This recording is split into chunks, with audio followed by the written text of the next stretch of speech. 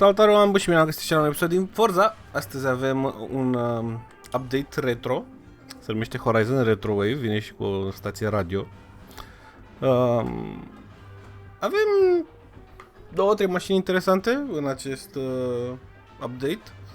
Avem acest Envision 74 din 2022 full electric, în care poți să faci test drive cu el înainte să îl farmezi.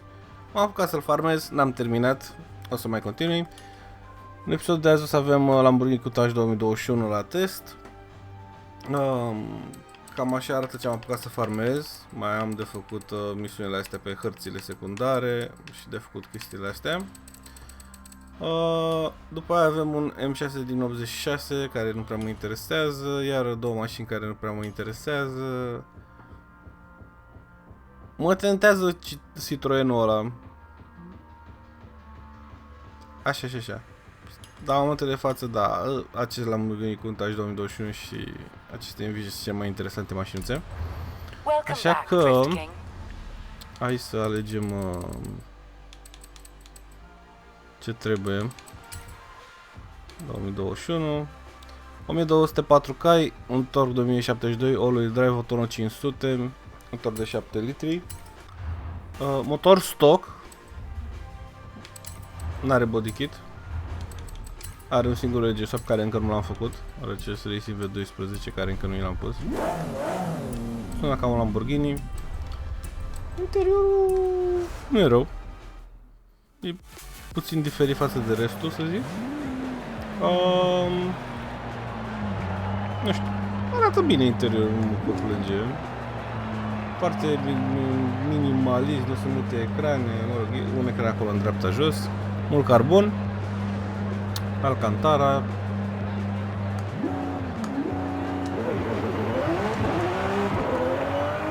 Și pentru 1200 de cai, parcă nu e atât de agresivă. Vedeți ce zic? Și am mai răstat pe minim.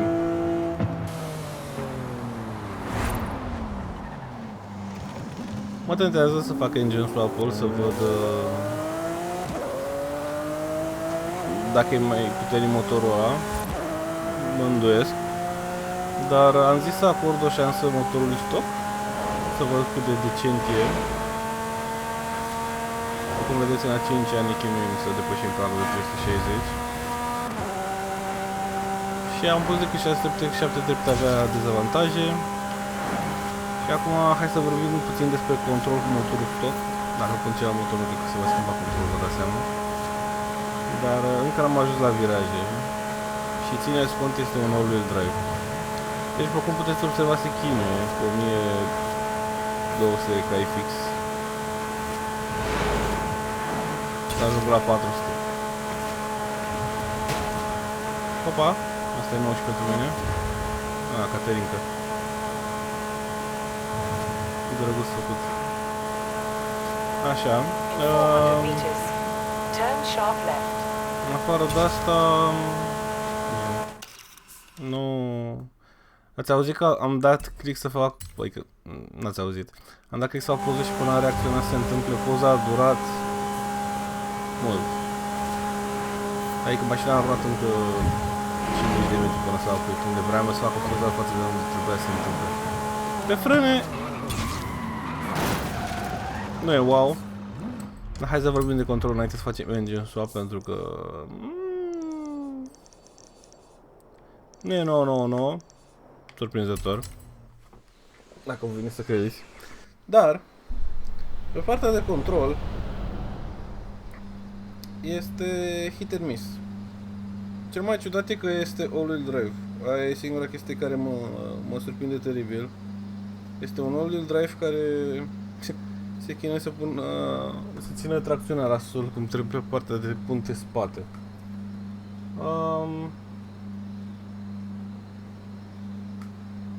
O secundă. Așa. Deci, singura chestie care n-am verificat-o, pentru că de obicei nu e nevoie să fac chestia asta. Accelerație 18 cu 40 cu 25, dar uite, vezi, și balanța de tracțiune spate este pe spate cu 81%. Poate dacă aș da o diferență s-ar simți.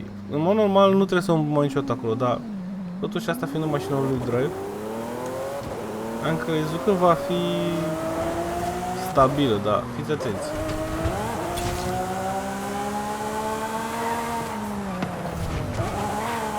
Vedeți cum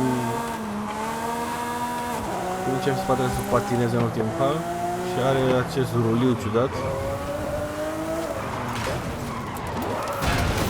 Și a fost o frână controlată care n-a mers.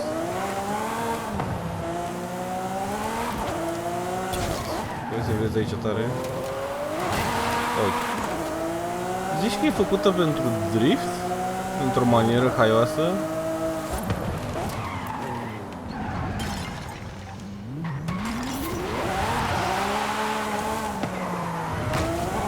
Nu cred. Da, aș face tot, dar nu cred. Uite și nu prinde aderență cum mă aștept. E hit and miss, cum ziceam. Dar cea mai rea chestie e acest ruliu care, uite, face spatele să patineze. Se ține în curbă, se înfige când ia puțină viteză și prinde puțin aero. Dar nu suficient. Și are momente destul de des în care când virezi mai agresiv sau vine într-o frână și frânezi și are o greutate puțin ciudat, timp de să intri în drift. Ceea ce e ciudat, că sunt pe tot specul de circuiți, de aderență, de cum vrei tu să-i zice. Motorul e foarte linear.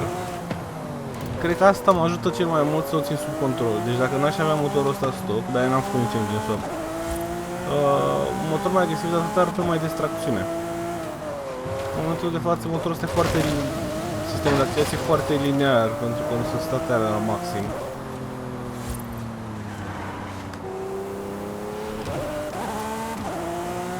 Dar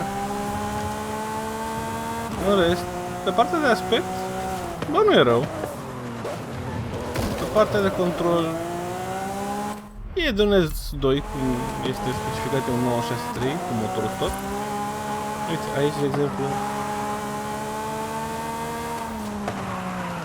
modul ăsta cum face understeer, unde fața nu mai poate să respecte ce vreau eu și spatele intră în drift, este rețeta de succes să pierzi un viraj. Și na.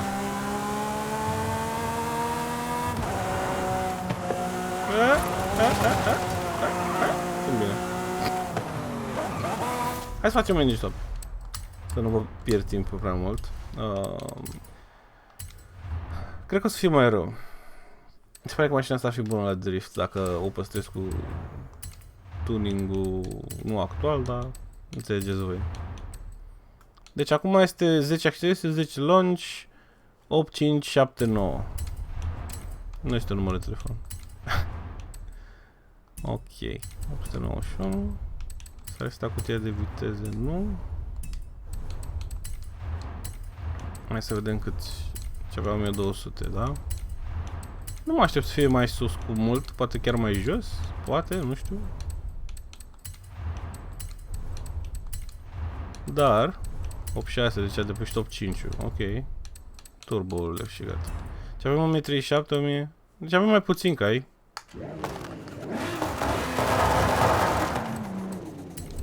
Avem mai puțin ca cu cât? Am pierdut 100 kg. Deci am dus-o din 963 970, deci ceva clar e mai bine. Diferența de cai e foarte mică, după cum vedeți. Înainte aveam 1204, acum am 1191. Dar am un minus 100 de kg. Motorul de racing aparent e făcut dintr-un aliaj mai ușor. Asta zic că per total... Mamă, ce dezastru aici. Pe aici? 407? Doar atât? 412, 413 412,5. Da, deci 412 e limita. Faza că motorul ăsta sună destul de diferit față de ce avea înainte. Generic. Activează un pic mai bine partea. Fac. O secundă.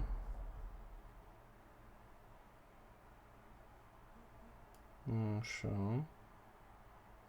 Da. În playlist am uitat să vă arăt. Dacă vreți să testați mașinile noi, le aveți aici. Aveți și mașina care o farmez acum. Aici aveți contașul. Aici aveți un Lotus Evija. Și aici e DeLorean simplu, am impresia, care... Dacă vreți să sunteți colectori și vă pasionează, merită farmat.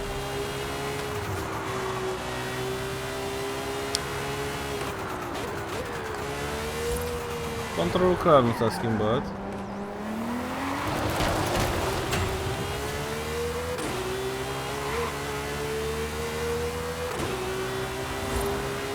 Deci butonul ăsta stock care l-au făcut pentru mașina asta, nu știu dacă e făcut să reprezinte realitatea mașinii ca numere, dar s-ar conduce un pic ciudat. Oleu! 6 trepte, Nichimița ajungem la 400. Aici, într-o manieră tristă, motorul stock e mai bun. Ajunge mai repede la 400, îmi pare rău. Deci motorul ăsta pus puțin plin să ajunge la 400. Vedeți?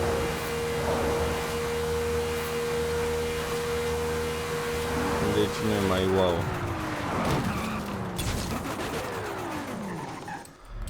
Ok, hai să punem înapoi motorul stock. Nu este...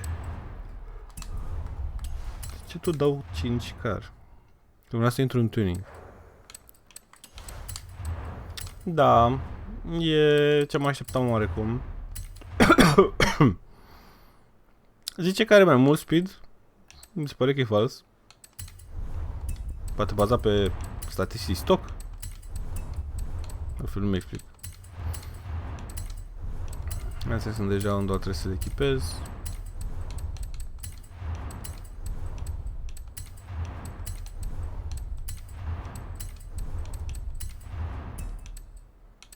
Da. Ok. Hai să ne distrăm.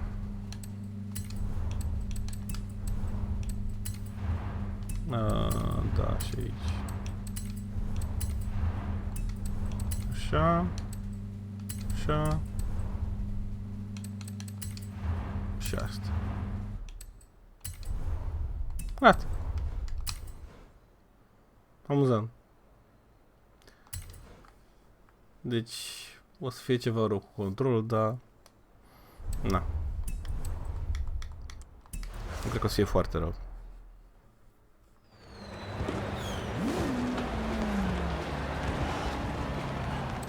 Nu, încă de întoarcere nu e rău. Ia. Mergem... Unde ești, mă? Aici. O să mergem pe coborâre.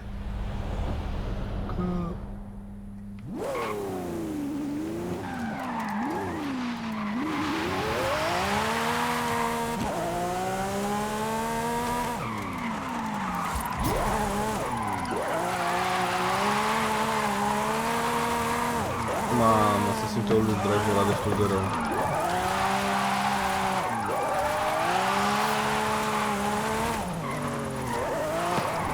Adică trebuie să tragi destul de desenat ca să mențin driftul. Da, din cauza accelerației lineare, e foarte predictibilă direcția mașinii. E vina mea. Am recuperat-o și n-am pierdut punctajul, surprinzător.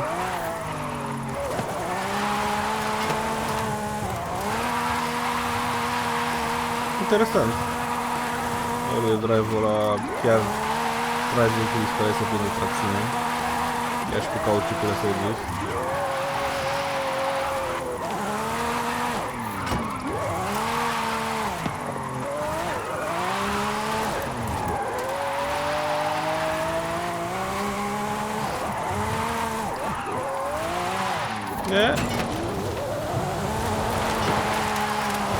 Bă,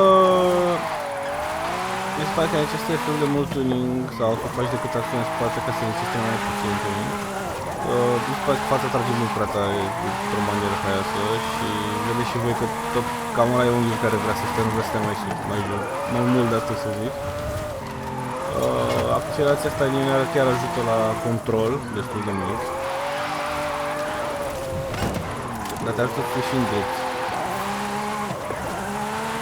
Și pierzi unghiul, driftul. Asta e blana. Zici un pic și ai dai blană și a fost foarte ușor de controlat. Din punctul ăsta de vedere e un bonus destul de mare, mă ajută mașina de drift, am foarte mult torc cu super agresiv pe accelerație ca să poată să urcă tracțiunea.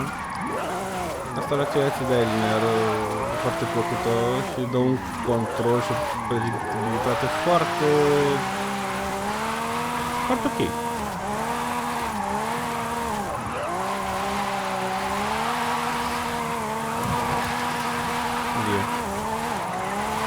Ia multă viteză.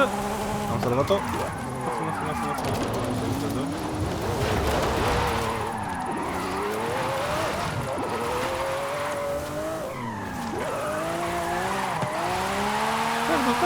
Face 800.000 de puncte, 900.000 de puncte nu face sigur.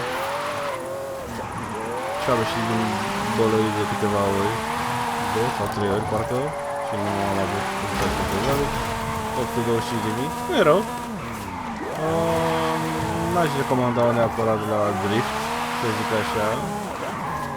Pentru control nu e o opțiune rea, dar de obicei să fim realiști, nu ți l-am gândit să faci drift. Că poți să faci și una, dar o să faci un BMW, un Mastercar, o electrică care nu sună, nu știu, e o chestie de gust asta cu ce vrei să auzi când faci drift.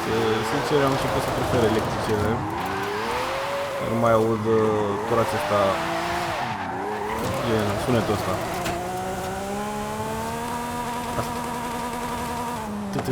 Chestia aia nu mai aud. Am ajutat mașina de drift care nu accelerează ca asta aud de obicei când îi dai blană. Unor le place, personal nu prefer să aud buzitul ăla electric. Se controlează surprinzător de bine. Surprinzător de bine pe spec-ul ăsta de drift. Dar să spuneți în comentarii ce părere aveți de noul update. Nu vreau să-l lungesc. De acest retro spanac. Hyundai-ul ăla am putea să-l conduc, pe scurt. E greu și puturos. Sper ca tuning-ul să-i facă puțină dreptate, că momentul de față este insuportabil de grea și lentă și annoying, dar da. Cam atât pentru episodul de azi. Sper că v-a plăcut și în următorul episod probabil o să încercăm acest Hyundai Envision din 2022, care e interiorul drăguț, apropo, mic spoiler, recomand să faceți un test drive. Așa că până data următoare, la revedere, pa, pa!